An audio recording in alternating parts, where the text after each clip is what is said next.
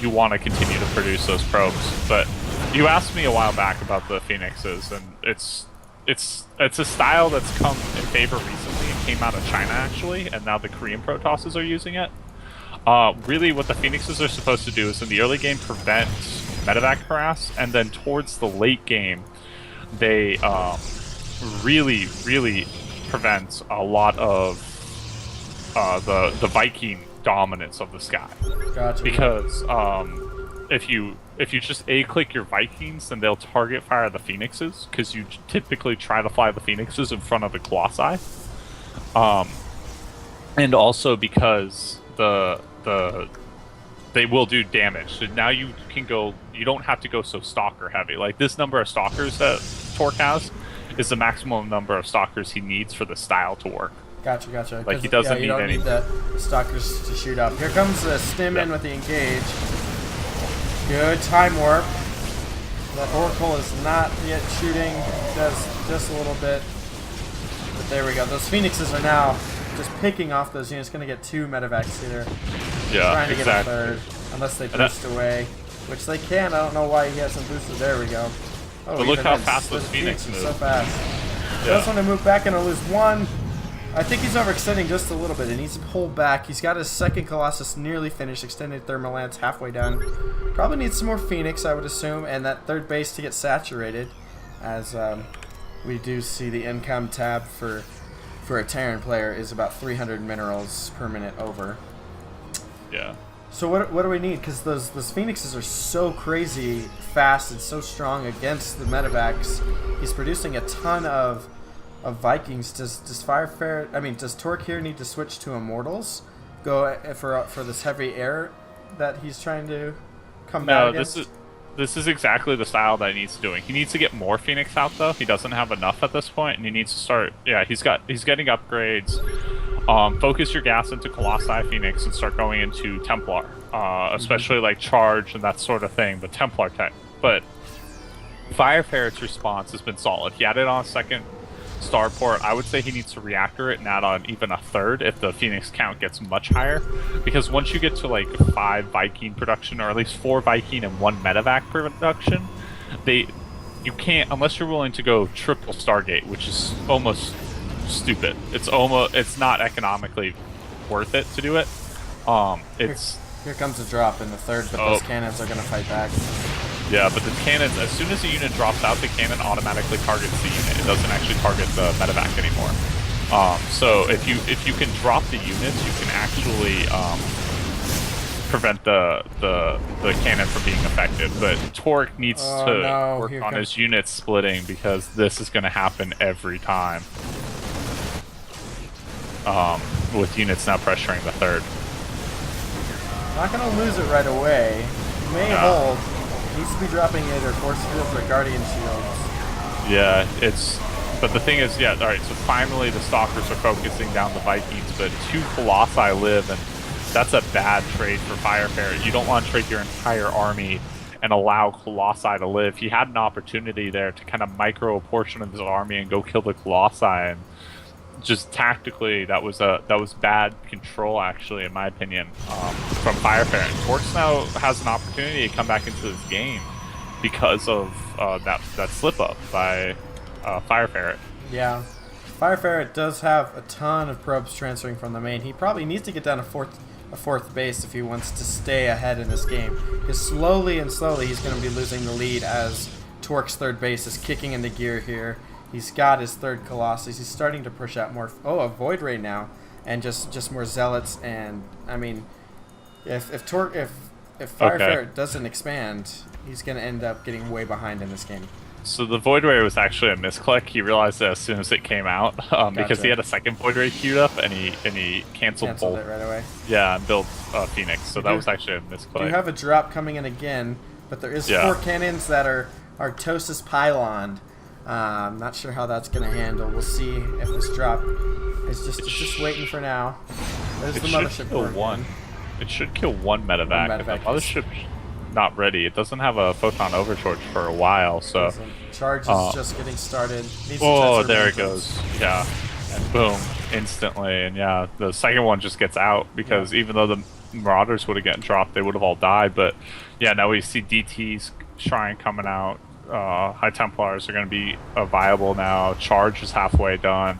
I mean, Torque is just getting into a position that he wants to be in. I don't like this base though, because it makes it too easy for the Terran to push into it. I But agree. I mean, it's still up the ramp, so it means that Fire Ferret's or Torque's army can protect the base easier because the army is going to be here anyways, so he doesn't have to worry about Fire Ferret dropping on the other side of the map. There is going to be the drop here behind. I don't really like that. It's going to lose his medevac. Yeah. All those units. Could have just put it back with this map. Now, almost Torque can get... Oh, wait, he is expanding. I'm kind of silly. Excuse my...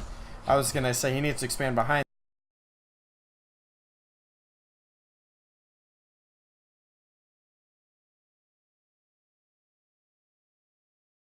Where the units are Fire Ferret kind of blocking him. Am I correct? That was where Puck's army was. Yeah. I mean, obviously it's PvP, so it's slightly different. Scenario, Yes. but But now if Torque just sits at the top of this ramp, I kind of understand his thought behind putting it up here. The Terran has to push up the ramp, which he won't have vision. Enough of these Phoenix and Colossus will just continue to overrun the Marines and Marauders pushing up. He does have a lot of SCVs in his army, kind of giving it that extra buffer, but he does have that fourth base that he probably should be using, and the Ghost Academy is going down. I totally agree. I mean, he's got 22 SCVs at his third, which is oversaturation. He can probably take, I think, 6 SCVs from there and still be fine on saturation, transfer them over to his fourth. And I mean, the SCVs in his army, unless you're going to pull and go, they're not doing anything. So you might as well just mine with them. Yes, it's oversaturation, but you might as well just mine with them. And that was a cute micro thing. The Phoenix actually picked up the working SCV and got it to pause it for a bit. Yeah.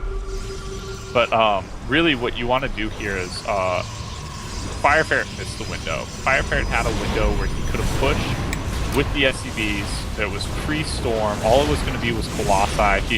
Like I said, he needed a reactor on that starport, produce like 4 Vikings at a time, get a 5th starport for medevac production, and pull all his SCVs and go, and he probably could have won the game. Here comes the stem up the ramp. I just don't see this ending well, but take us through it, Trevor. I mean, with the units, he's got the Phoenix taking out everything air-wise. There's just Colossus and all, the four Colossus and the 2 Archons just doing so much damage. He's overextending here, I believe, a bit. The Marauders are strong, but he just continues to push forward. He needs to be warping in his units, pulling the SCVs. He finally pulls the SCVs, but he moved commands arm to the Colossi. That's just way too much DPS or AoE coming out from those Colossi. And Fire Ferret GG's. Torque wins the game, yeah. What an incredible game. I believe, like, wow, I really enjoyed that. You know, how we go from the first game where Fire Ferret just kind of overruns Torque and everything that he did. In this game, Torque was able to accept the challenge and getting attacked, and then he was able to come back and fight real hard in getting the win. Congratulations to Torque. That is a best of 3 though, so game 1 goes to Torque.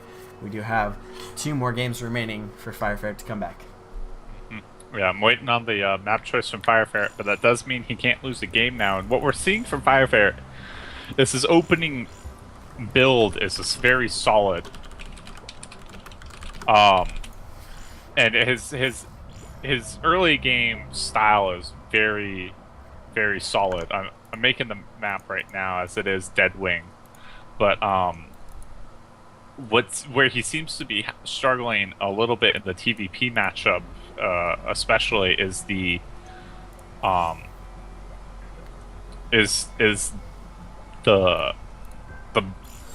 big army micro arena, as his army seems to be he's doing a little bit of microing, but he seems to be missing the big movements, how to create the concave seamlessly, which is this thing that will separate you from Diamond and Master League. Definitely is the ability to create instant concaves with your army and moving your Vikings so they only attack from the cliff and from a position where only air units can attack it. So yeah, I think Fire Ferret just he needed more Vikings there. He needed more Viking production.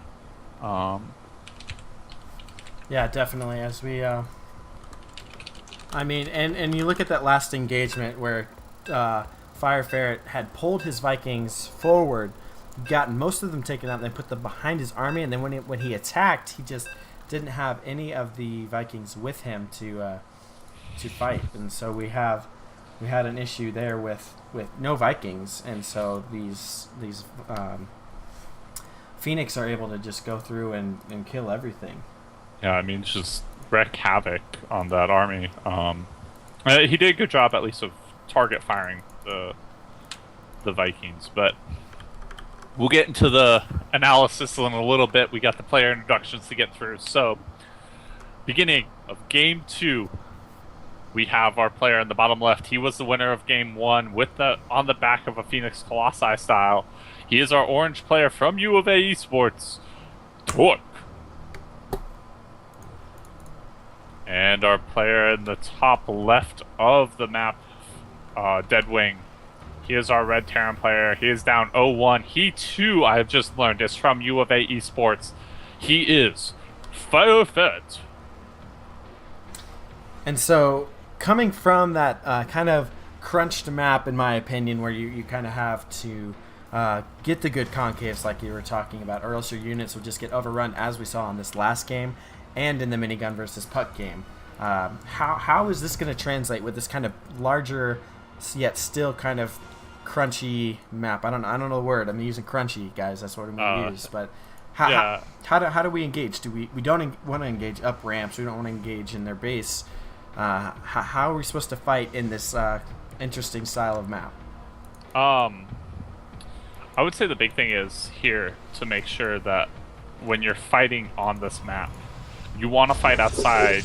If you want to jump on my screen for a second, I know it's pretty dark, everyone, but you want to fight outside this third, not the third that's